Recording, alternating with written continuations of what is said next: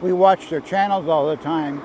And electric, it was they brought everybody together on an event, sort of like what Apple used to do whenever they introduced a new iPhone. They would bring all the influencers there at the Steve Jobs Theater, and then they would introduce the new phones. Well, electric, this guy named Levi that runs the company, I think he's a founder, or at least I know he's a president for sure. He kind of fashions himself behind Steve Jobs a little bit, and so he brought everybody in, and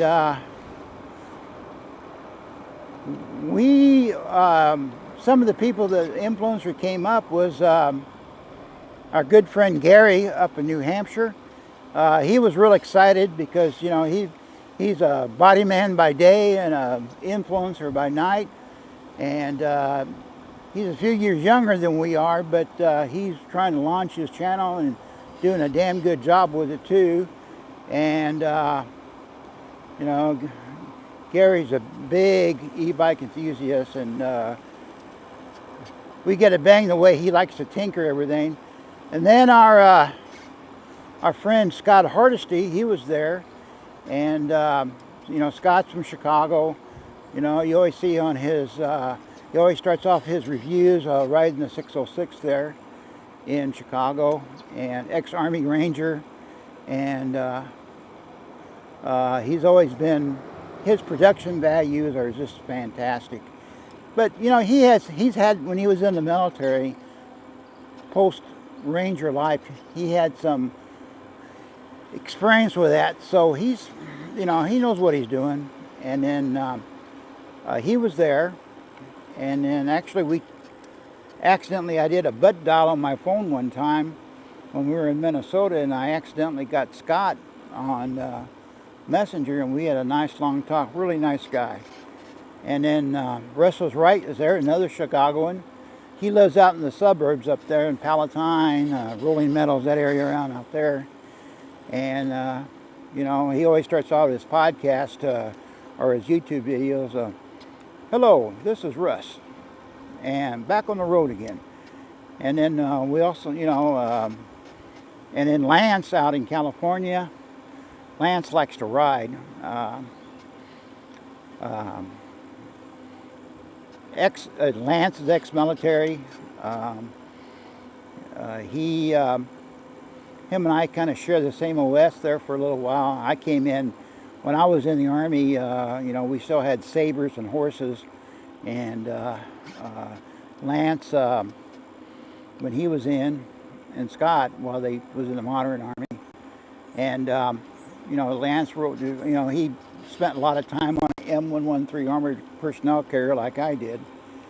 So that's kind of, and I like Lance. And then there were some other influencers that were there.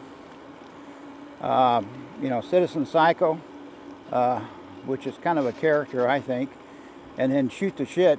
I just started following that gentleman, Shoot the Shit, and you know, I think he's pretty funny. He's pretty funny.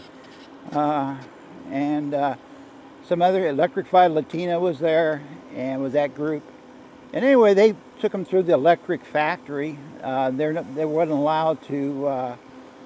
I'm sure they made them sign an NDA, so they wouldn't have to. They couldn't talk about the two new bikes until the mid-November, and that's fine. But we got to see inside the electric company, and that was kind of cool. Me being a ex-program manager, retired program manager, manufacturing engineer, and all that for the last 50 years. I like factories. I've been in countless factories in my life, all over the world, and so it's nice to see an inside look at electric bike company factory and compare it to the other company that I follow all the time, and that's Electric Company. That's with an E. Both of them are good. Both of them are based in the United States. Electric with the E is based in California, and I believe they're at Dana Point, California. And with all the environmental restrictions they have in California and everything, I don't see how they stay in business with the painting, custom paint jobs and stuff, but they seem to do it, and they seem to be thriving. And the electric company, they're based in Phoenix, and they seem to be a young company that they say they're the #1 electric company and electric bike company in the United States. And it's always nice to see a company make it in the United States, because we buy all these electric bikes all the components are from China or South Vietnam now, and then they're assembled over there, and then they bring in. Well, these two companies, I know electric company with an E, they assemble their own bikes with Chinese or foreign components. And I think electric with an L does the same thing. That's what it looks like to me. But anyway, I was glad to see on the videos that everybody was having a good time. Saw a lot of familiar faces in the group crowds and stuff. You walk in the place, I could, right off the bat, I could see Scott Hardesty with his melon hat on and his backpack, getting ready to go to war, and all the rest of them there. And so that was pretty interesting. And their customer service department, a lot of these e-bike companies, their customer service company, since they're China born, they're from China or overseas, their customer service really sucks. And in my work life as a program manager, I dealt with that every single day, because we made a product that was a commodity that goes on automobiles, and a lot of our tooling was made over in China, because tooling cost in the United States is just so expensive and long lead times. And so what would happen is that we'd have these conference calls or emails, and it was my job was to facilitate them, get everybody together, get their people together with our engineers to work out all the problems. And you'd send an email, and then you'd have to wait till 12 hours later to get an answer back. Or a lot of cases that they were going to work while we were off work, and so we had to do a conference call at night from our homes, stuff like that. So it's tough doing business overseas, but it gets done. But anyway, it was glad that both companies have pretty good customer service. What I'm trying to say is that if you deal with an electric bike and they're made in China or in Asia over there, is that it takes a long time to get a response. Usually what you have to do, you have to take a video, try to write it out, your problem in a clear and concise way, and set a video, and then wait for your response. And it can get pretty aggravated. We here in the States, we want a real fast response on everything, but you just have to be a little patient. Anyway, I'm glad that went through. It was kind of hot out there. It was, the video that I saw this morning from Citizen Psycho, it was 109 out there. And then watching Russ the other day, he was riding his trike around the parking lot there, and he said it was really hot. From Chicago, and it doesn't really get, it never gets that hot in Chicago. Scott being ex-military, he's kind of used to it, but it's people like Gary, and Gary's in New Hampshire, but the weather here is really nice, and Russ is Chicago, so they're not used to hot weather, so it's tough to ride a bike, especially with that sun beating down on you. I know myself, as I'm getting older, I just can't take the heat like I used to. I can remember when I was younger, the days I was on a Cannondale road bike, I could go out, ride all day, and 100-degree temperature. Matter of fact, there's a little race in Texas called the Hotter Than Hell up in Wichita Falls, and I've done that twice, and never overheated or anything. This summer, we went out a couple times during midday, and I overheated both. I even overheated about a month ago in Minnesota when they got up to 92 or 93 at a Cardinal Minnesota Twins game, and that was a bummer. And so that's the reason why we ride at night here. So we enjoy watching those videos and kind of gives the inside look what's going on in those type of places. So we like that.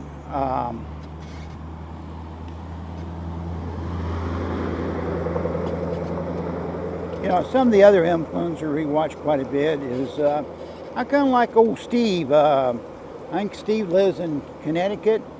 You know, he's a senior like me, and you know, he's more of a roadie. He rides I think his special bike is a Priority bike, and which is a high-end conventional bike, and he rides all over the place. But he's starting to ride electric bikes now, so that's kind of neat too. And it's good to see somebody his age getting out with his wife and riding around. I mean, he rides like from Erie, Pennsylvania to Washington, D.C., or all that kind of stuff, and camps along the way. And then other influencers is, I would say probably, you know, I really like Gary. Gary seems to be a pretty down-to-earth guy, and man, he's always messing around with his bikes. You know, he's putting a second battery in it, or putting turning signals on if it doesn't have turn signals, or, you know, Gary's that type of guy that I think that was in high school that liked messing around with cars all day. You know, he would, and then just kind of continued that as he got older. And he finally probably outgrew the muscle car, you know, motorcycle area of his life, and got into e-bikes. And that's kind of cool. And you know, he's in the automotive field, so he's pretty handy with all this stuff. So it's kind of enjoyable to do that. You know, back in my younger years, I tried to be a mechanic and try to run a business. And, you know, I was 18, 19 years old and right out of high school. Didn't do a very good job of it. And I was kind of forced to go in the Army to pay my debts. But, you know, like all young kids do, you know, I learned a lot from it. You know, life is a learning experience. You always mess up along the way somewhere. We've all made mistakes, things like that. So, you know, yeah. So, and then Rip. Rip is always I love Rip. Rip is this, you know, like he's down there. He's a good old boy down there in Pecune, Mississippi, and you know, he works at a full-time job. He's a little bit younger than I am, but you know, and a lot of us have went through knee replacement surgery. You know, Russ went through it a couple years ago, and I had both knees and a hip replaced. And then Rip just recently got it done, and he's back on the bike again. He released a video this morning, being Monday, October 14th, and he mentioned that he was still riding step-through bikes because he has a hard time with his knee to, you know, to put the leg over on step over. I believe, Rip, you know, that's going to probably be your life from now on. Here we've got the little duckies coming up here. We got a lot of ducks out here at Rancho. We got the Risacas out there and stuff. You know, because you just don't get the flexibility, and you know that. But one thing I will say for Rip, that he has recovered. I'm just amazed at his recovery. Hi. Yeah, that's the cat lady. That old she drives an old Aztec, and I drove an orange Aztec rally for over 20 years when I worked back and forth to Mexico. I dragged that car over to Mexico for many, many, many years. And I really loved that old Aztec. And I finally gave it away to, when I retired, I didn't need 2 cars, and so I gave it away to Vietnam veterans, a charity, and got a $500 deductible on the income tax on it. But I was glad to do it. I just, you still ran and everything, but, I didn't need it, and it was, and so I just called them up and I said, come and get it, and about 2 days later they came and got it and put it up on a trailer and took it off, and maybe somebody else can use it. Maybe a good Vietnam veteran that doesn't have much can use it.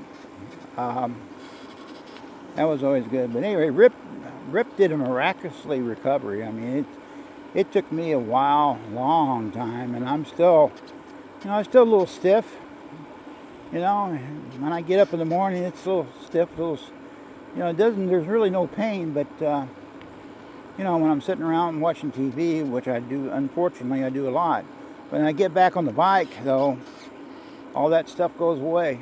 It seems like, because I get to stretch my legs out and stuff. I used to swim quite a bit the first couple of years. I still like to swim, but I don't know, I just kind of lost interest in it. Me being a Virgo, I go up and down on my taste, when, I mean, you could, right now I'm in the e-bikes and that kind of stuff. I'm fascinated by tools, and I think you saw some shorts on our YouTube site that shows Diva, my grandson, and us at Park Tools there in St. Paul, talking to Calvin Jones out in the lobby. Real nice guy, and I always had visions of working on bikes again. Being an ex-engineer, I've been always been kind of technical and things like that, and I'm trying to learn. Unfortunately, my eyesight's not as good as it once was. Never was great, and but it's even worse now, especially after cataract surgery.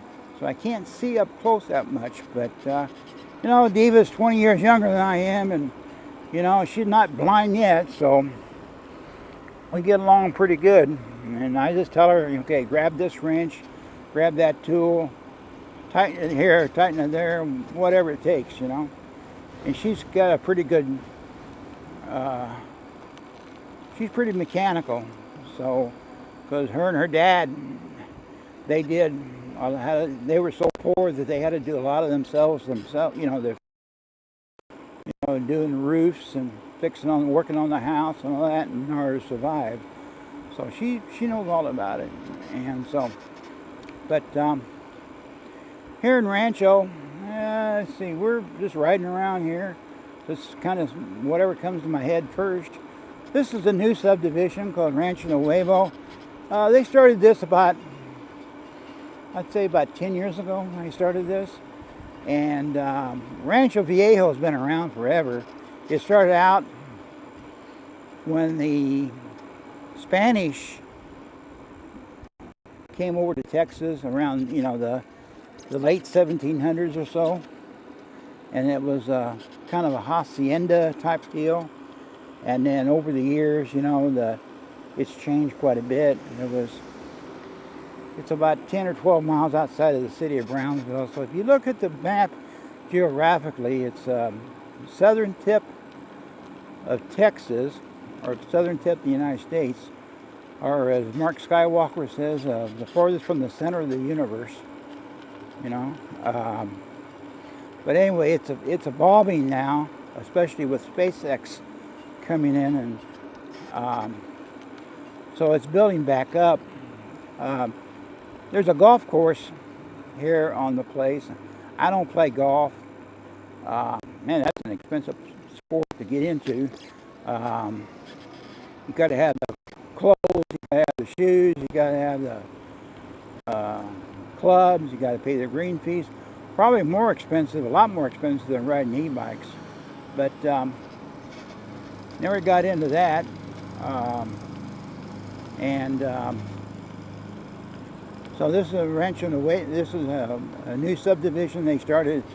Started about 2008. Of course, so the melt down the financial district, across the country, you know, all the housing. So it was empty for quite a long time. Only maybe one or two houses, and now it's a lot of new housing going on here, and it's a nice area. These are high for down here. These are high-end homes.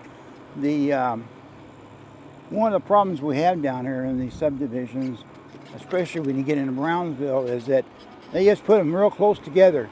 If you go out to California, I used to live in California, LA area, where the houses are on top of each other. Even though we've got a lot of land down here in Texas, okay, these developers, they put the houses right next to each other. And they always have more than one or two cars, and they usually have cars parked all over the place. And so this is not the case here. These lots are good size, and I think there's a zoning requirement that the houses have to be the minimum of like maybe 3,000 square feet, something like that. So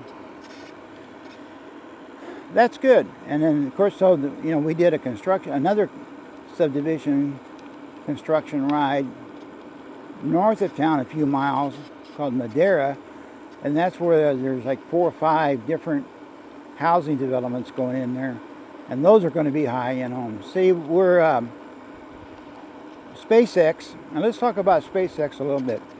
Okay, SpaceX or Star City is out with a place called Boca Chica Beach. Okay, Boca Chica Beach is on the Gulf, and it's where the Rio Grande, as John Wayne would say, rolls into the Gulf of Mexico, and really not much out there. There was a little town out there, maybe I don't know, maybe 100 people, a lot of retired people, because it was cheap. Okay, and then SpaceX bought that property out there, and so they've been slowly making deals with the residents and getting them out of there, and I think they're just about all out of there now. But anyway, SpaceX has been here the last few years, obviously, with the amount of launches. Now, we're not launching the Falcon 9 out of here, but we are launching the Starliner. I think it's called the Starliner. And of course, so the big deal was yesterday is that what happened was that, after a couple of successful launches out there at Boca Chica Beach, okay, Musk told his engineers that, hey, listen, wouldn't it be nice to, when the booster comes down, that we'll just catch it on the rocket tower there with what they call the chopsticks. The chopsticks are the